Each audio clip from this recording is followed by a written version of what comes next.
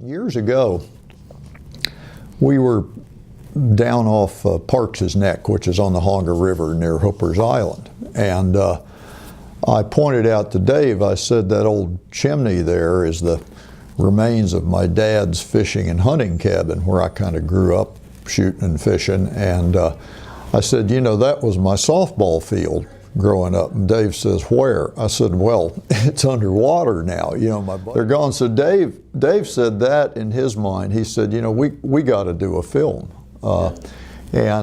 I'm standing where I used to bat a softball around with my friends when I was a kid in the front yard of my dad's hunting and fishing cabin on the Honga River in lower Dorchester County.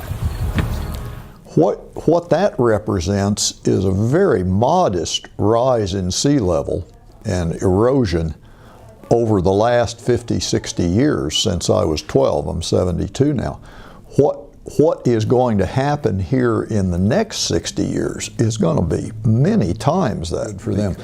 So we focused on Dorchester because if we were to do, say, Kent County, Maryland, we'd be talking mostly about things that will be a big problem for you a century or two from now, or whatever. It's higher ground for the most part. Dorchester is the here and now.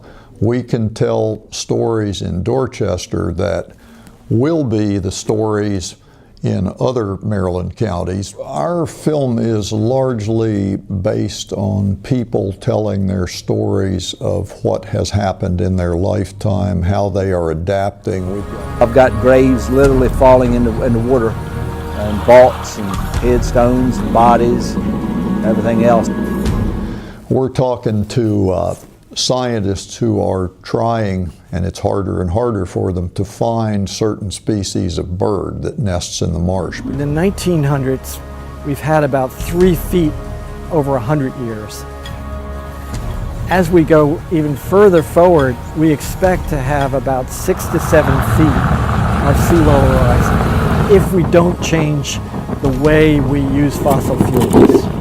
This is a challenge in a short film. I hope we can get in a sense of this need to communicate better, you know, because I find that the scientists and the locals are really not talking that much differently, but they're talking differently.